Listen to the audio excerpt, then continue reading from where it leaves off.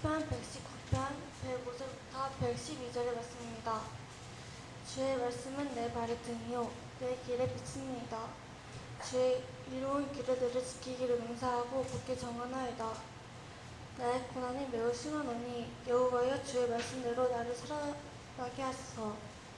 여호와여 구하오니 내 입이 드리는 자원 제물을 받으시고 주의 공의를 내게 가르치소서. 나의 생명이 항상 위기에 있사오나 나는 주의 법을 잊지 아니하나이다. 악인들이 서로 해하려고 울물에 놓았사오나 나는 주의 법도들에서 떠나지 아니하나이다. 주의 증거들로 내가 영원히 나의 기업을 삼으나이다. 이는 내 마음의 즐거움이 됨이니이다. 내가 주의 율례들을 영원히 행하려고 내 마음을 기울였나이다. 아멘. 제목으로 이렇게 말씀을 나누겠습니다. 우리 한번 해보실까요? 말씀은 인생을 비추는, 인생을 밝히는 빛입니다. 우리 인생에 주의 말씀이 빛이 되시고 등이 되셔서 우리 인생을 환하게 비춰주시기를 간절히 소망합니다. 여름 행사가 계속되고 있습니다. 어린이 주일학교, 어린이 여름 성경학교를 지금 진행하고 있고요. 우리 교회뿐 아니라 많은 교회들이 지금 성경학교를 진행을 하고 있습니다. 여름 성경학교를 아이들을 위해서 하고 교회에서 아이들에게 성경을 가르치는 이유는 성경 말씀을 배우면서 그들이 하나님의 품에 쏙 들어가기를 간절히 원하는 그러한 바람이 있어서 말씀을 가르치고 이렇게 행사를 하고 그렇게 하는 것입니다. 우리 교회도 어린이들이 지금 이제 많이 줄었지만 어쨌든 하나님이 보내주시는 그 어린 아이들이 말씀을 잘 배우고 말씀 안에서 하나님이 나를 사랑하시는구나, 나는 하나님의 사람이구나, 나는 하나님의 인도하심을 따라 살아야 되겠구나, 그런 마음을 어릴 때부터 굳게 가지고 그렇게 성장할 수 있기를 축복합니다. 또 청소년부 수련회도 이제 이번 주에 우리 학생들이 가게 되는데, 청소년부 시절에는 내가 앞으로 어떤 삶을 살아야 될까를 꿈꿔야 되는 그런 시기입니다. 어릴 때는요, 이것도 하고 싶고 저것도 하고 싶고 그렇지만 청소년 시기에는 구체적으로 내가 어떤 일을 할까, 내가 무엇을 하면 좋을까, 내가 할 수 있는 게 뭐지, 나는 어떤 것들을 하면서 이 사회에 기여할 수 있을까, 그런 생각을 하고 그런 비전을 품고 꿈을 꿔야 되는 그런 시기입니다. 제가 성경을 보니까 꿈꾸는 사람 요셉이라고 하는 인물이 있는데, 요셉이 그 꿈을 꿨던 시기가 17살 때였더라고요. 그래서 저는 적어도 고등학교 시절에는 나의 인생의 목표가 좀 분명히 붙잡히고 특별히 하나님이 주시는 꿈을 꾸고 하나님의 뜻 가운데서 인생 목표를 잘 세울 수 있으면 좋겠다, 그렇게 생각하고 있고, 우리 교회를 접하는 모든 청소년들을 위해서 그렇게 되기를 위해 기도하고 있습니다. 이번 청소년 수련회가 우리 학생들에게 하나님이 주시는 꿈을 꾸는 기회가 됐으면 좋겠다, 그런 생각을 합니다. 우리가 개인적으로 하고 싶은 일들이 많고, 나는 이런 재능이 있는 것 같아, 난 이게 좋아, 이렇게 생각하는 일들도 있겠지만, 좋아하는 것보다 꼭 해야 될 일을 할 수 있는 그런 꿈을 꿨으면 좋겠어요. 정말 이 세상에 필요한 것, 그런 것들을 위해서 하나님, 내가 무엇을 하면 좋겠습니까? 하나님, 내가 어떤 길로 가야 되겠습니까? 내가 잘하는 게 뭡니까? 내가 생각하는 내가 잘하는 게 아니라 하나님이 나에게 불어넣어 주셨던 그 잘하는 것, 그것들을 찾아낼 수 있고, 그리고 그것을 붙잡고 꿈꾸면서 비전을 세우고, 그리고 목표를 정해놓고 열심히 다름질할 수 있는 어떤 그 출발선상에서는 우리 청소년들이 될 수 있으면 좋겠습니다. 수련회를 보내는 부모님들, 그렇게 될 수 있기 위해서 기도하십시오. 우리 애가 이번에 꼭 인생의 목표를 설정할 수 있게 해달라고 기도해 주십시오. 하나님 말씀을 배우고 기도하고 찬양하고 하는 가운데, 하나님이 주는 감동 가운데 하나님이 나에게 이런 일을 하게 하실 것 같다, 하나님이 나를 이렇게 인도하실 것 같다 라고 하는 분명한 일들이, 그러한 꿈들이 생겨나기를 주님의 이름으로 축복합니다. 청년부들도 있어요. 우리 교회 제가 올해 총회 청년부장을 맡게 돼서 여기저기 가서 인사도 하고 또 청년 리더십 컨퍼런스를 위해서 홍보하면서 안내도 하고 그럴 기회가 있었는데 그럴 때 가서 제가 하는 얘기가 있습니다.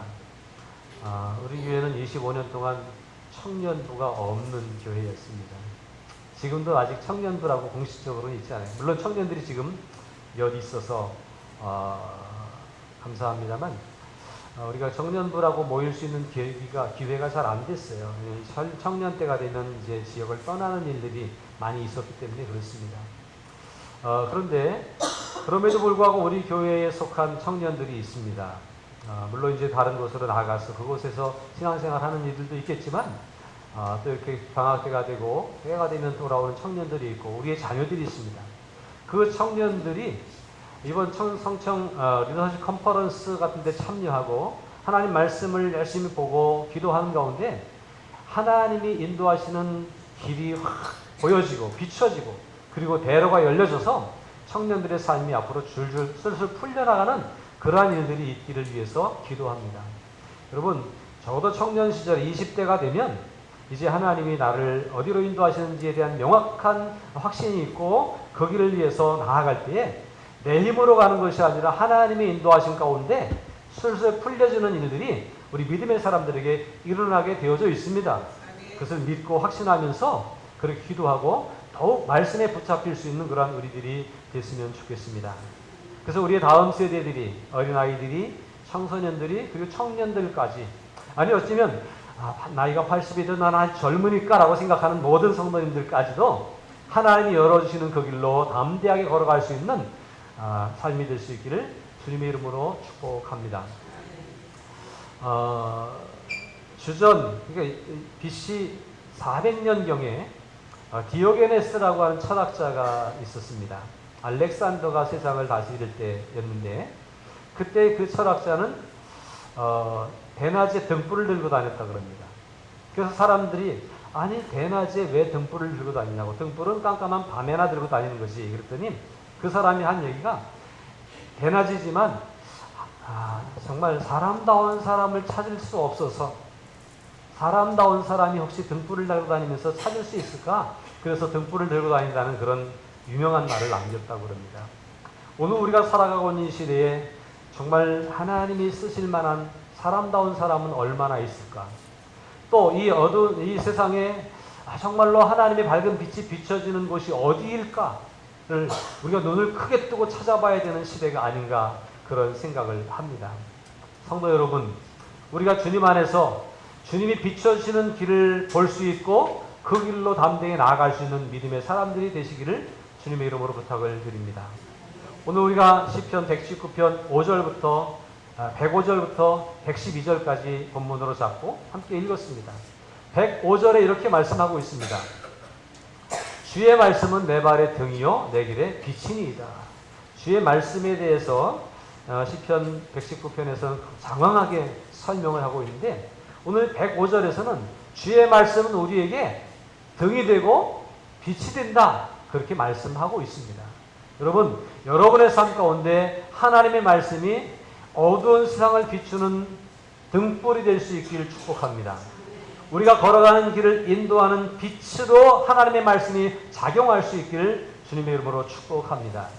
우리가 예수님을 믿는 이유는 우리가 하나님을 믿고 하나님 말씀을 듣고 묵상하는 이유는 그 말씀을 통해서 우리의 삶이 펼쳐지기를 소망하는 그런 마음 가운데서일 것입니다. 그러므로 오늘 주 앞에 있는 저와 여러분들이 말씀에 집중하고 그 말씀을 잘 붙잡아서 이 말씀이 내 인생을 밝혀주는 등불이고 이 말씀이 내 인생을 열어주는 인도자가 될 수 있다고 하는 믿음의 확신을 가지고 또 그것을 경험하고 체험하면서 살아갈 수 있게 되기를 바랍니다. 요한복음 1장에 보니까 이렇게 말씀합니다. 태초에 말씀이 계시니라. 이 말씀이 하나님과 함께 계셨으니 이 말씀은 곧 하나님이시니라. 그가 태초에 하나님과 함께 계셨고 만물이 그로 말미암아 지은 바 되었으니 지은 것이 하나도 그가 없이는 된 것이 없느니라.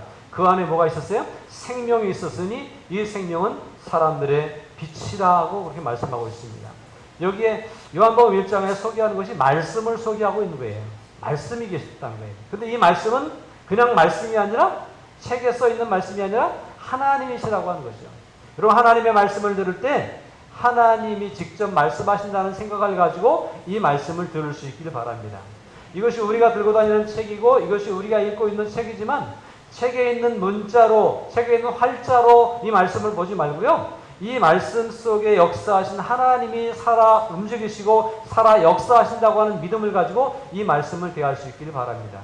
오늘 사람인 제가 여러분에게 말씀을 전하지만 이 말씀이 하나님이 우리에게 주시고자 하는 말씀을 저 인간의 입술을 통해서 여러분들에게 선포하고 계시다고 생각하면서 말씀을 드리면 이 말씀이 하나님이 내게 꼭 집어주시는 말씀으로 들려지게 될 줄로 믿습니다. 그런 자세로 그런 생각으로 말씀을 들을 때 우리는 하나님을 만나는 거예요.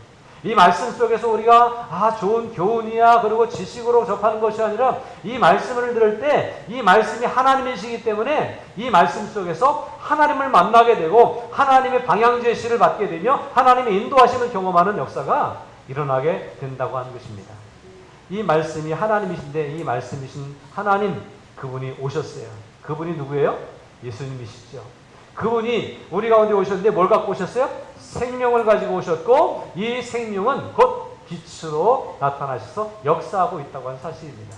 그래서 이것을 요한복음 1장에 있는 이 말씀에 대해 설명하고 있는데 이 말씀을 쭉 연결해 보니까 이 말씀은 생명과 연관이 있고 이 말씀은 빛과 연관이 있다라고 하는 거예요. 빛이 없으면 생명이 살아갈 수 없는 것처럼 말씀은 곧 빛이시고 이 빛은 우리에게 생명을 공급해 주시는 것이라고 하는 사실입니다. 그러므로 우리가 건강하게 살기 위해서 이 어두운 세상에서 험악한 세상에서 그 생명을 지키고 보존하고 거뜬히 세상을 이기며 살 수 있기를 위해서 우리에게 생명을 공급해 주시는 말씀에 관심을 가지고 말씀에 초점을 맞추고 살아가야 할 줄로 믿습니다. 이 말씀이 우리에게 생명이며 이 말씀이 우리에게 빛이 된다고 하는 사실을 기억하고 오늘 마음을 활짝 열고 생명의 빛이 되시는 그 말씀을 마음속에 받아들이는 우리 모두가 되시기를 바랍니다. 이렇게 소중한 말씀, 우리에게 등이 되고 우리의 삶을 비춰주는 빛이 되시는 이 말씀, 그것을 이 시인은 알았기 때문에 그 말씀에 대해서 이런 자세를 가지고 살아가기로 결심합니다. 한번 같이 읽으실까요? 6절입니다. 주의 시작. 주의 의로운 규례들을 지키기로 맹세하고 굳게 정하였나이다. 이것이 시편 119편의 저자뿐만이 아니라 예수님 앞에 서 있는 저와 여러분들 우리 모두에게 고백되어지는 고백이 되기를 바랍니다. 주의 말씀은 내 비춰지는 빛이 되십니다라고 하는 것을 우리가 알았기에 내가 이 말씀을 지키기로 결심하고 굳게 마음을 정하였습니다. 그렇게 고백하면서 신앙생활을 할 수 있기를 바랍니다. 신앙생활은요, 그냥 교회 다니는 것이 신앙생활이 아니라 말씀을 듣고 말씀대로 살겠다고 하는 결단이 있고 그 말씀대로 살아가는 삶의 한 걸음 한 걸음이 곧 신앙생활인 것입니다. 나 지난주에도 교회 갔다 왔고 이번 주에도 교회 갔다 왔어 라고 하는 것이 신앙생활하는 것이 아니라 그 교회 갔다 와서 거기서 들은 말씀 그리고 하나님이 내게 담아주시는 그 말씀들을 마음에 새기고 말씀대로 교회 가고 말씀대로 세상에 나가고 말씀을 따라 사랑을 실천하고 말씀을 따라 붙잡고 기도하고 이것이 신앙생활이라고 하는 거예요. 그러므로 신앙생활을 하기를 원하는 저와 여러분들이 이런 결단이 분명히 있어야 됩니다. 교회만 왔다 갔다 성전 마당만 밟는 모습으로는 신앙생활이 온전히 되어지는 것이 아니에요. 그러나 이 시인의 고백처럼 내가 이 빛이 되고 생명이 되고 등이 되는 이 말씀을 굳게 지키려고 이 말씀대로 살아보려고 작정했습니다라고 고백하는 것처럼 우리가 말씀대로 순종하며 나아갈 수 있는 우리들이 되어야 하겠습니다. 말씀을 지키는 것이 쉬운가요? 어려운가요? 우리 민건 형제하고 요새 문자로 말씀 묵상을 주고받고 하면서 질문도 하고 어려운 세상, 믿음을 지키며 살아가기 어려운 세상이라고 고백을 하더라고요. 그렇습니다. 말씀을 지키며 살아가는 삶이 참으로 쉽지 않고 어렵습니다. 이 시인도 그것을 알았어요. 내가 굳게 지키기로 결심하고 맹세하고 내가 마음을 정했습니다. 나는 말씀을 떠나지 않겠습니다라고 작정했는데 그 시인에게 다가오는 일들이 있습니다. 나의 고난이 매우 심하오니 여호와여 주의 말씀대로 나를 살아나게 하소서라고 말합니다. 이 시인은 말씀대로 살기로 결단하고 그 길로 걸어가기로 작정하고 나아가지만 고난이 있다고 하는 거예요. 신앙생활을 하는데 고난이 따르는 것이 뭔가 아이러니하게요. 하나님께 내 인생을 맡기고 주의 뜻을 따라 살려고 하는 우리에게 왜 고난이 오지? 의문이 오기도 합니다. 그러나 생각해보면 하나님 말씀대로 살려고 하면 살려고 할수록 우리는 십자가 길로 갈 수밖에 없다고 주님이 우리에게 가르쳐 주셨습니다. 그러니까 우리가 잘 살려고 하면 잘 살려고 할수록 정말로 믿음 생활을 잘 하려고 할수록 고난이 더 많이 따를 수도 있는 거예요. 그것이 하나님의 원칙이기도 해요. 대충 살려고 하면 고난이 없을 수도 있습니다. 그냥 막 살려고 하면 고난이 없이 재밌을 수 있어요. 재미있게 지옥 가는 거예요.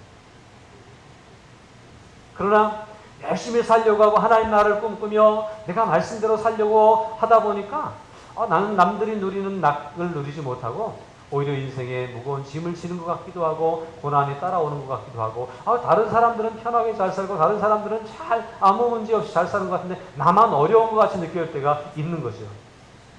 그러나 내가 고난을 당해도 내가 작정한 것이 흔들리지 않을 수 있어야 된다고 하는 사실이에요.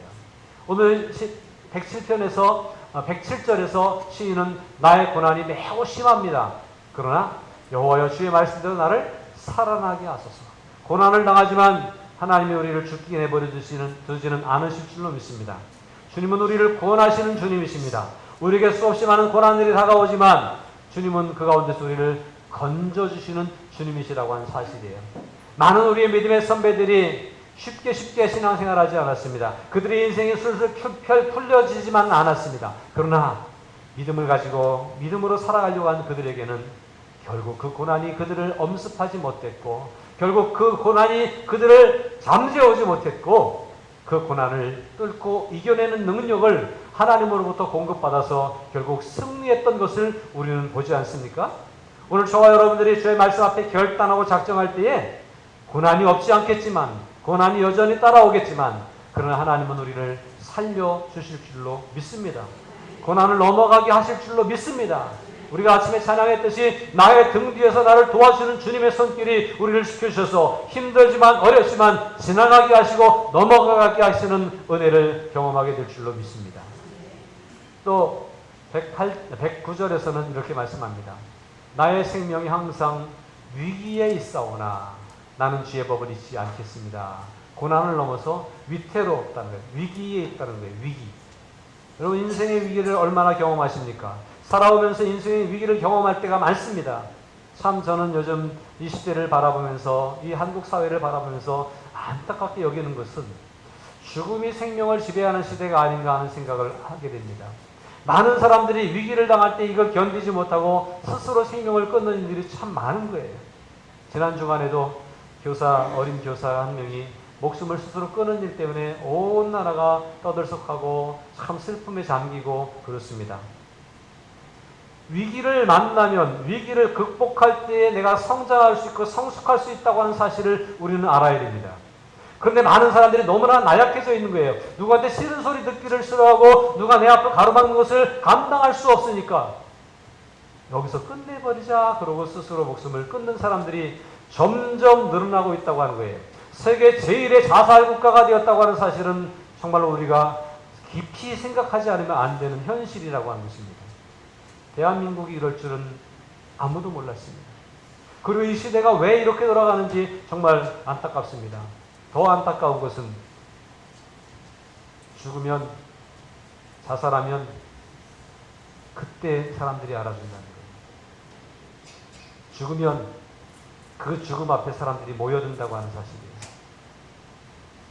물론 죽음을 애도하고 슬퍼하는 것들은 필요해요. 그러나 그 죽음을 너무 올려세우면 안 돼요. 우리 믿음의 사람으로서 죽음은 지는 겁니다. 스스로 죽는다고 하는 것은 패배자가 되는 겁니다. 여러분 위기를 만나도 이겨내시기를 바랍니다. 어려움을 만나도 말씀을 붙잡으세요. 나를 죽이진 않으실 거예요. 나를 살리시는 주님을 의지하고 주님께 기도하면서 그 문제를 극복하고 이겨낼 수 있기를 주님의 이름으로 부탁을 드립니다. 위기는 인생 모두에게 다가오게 되어져 있습니다. 고난이 없는 사람은 아무도 없고 위기를 당하지 않는 사람은 아무도 없습니다. 지금은 저쪽에서 위기가 있지만 언젠가 그 위기가 나한테도 올 것입니다. 그러나 항상 마음의 준비를 하고 사시기 바랍니다. 어떠한 위험한 일을 만나도 어떤 위기를 당해도 그 위기를 극복하고 이겨내겠다고 하는 결단과 작정이 있어야 될 것이며 내 힘으로 한 것이 아니라 주님이 나에게 생명을 주신 주님이 나를 그 위기를 넘어가게 하시고 살아남게 하시고 결국 승리하게 하실 것이라고 하는 확신을 가지고 견뎌낼 수 있기를 넘어갈 수 있기를 주님의 이름으로 축복합니다.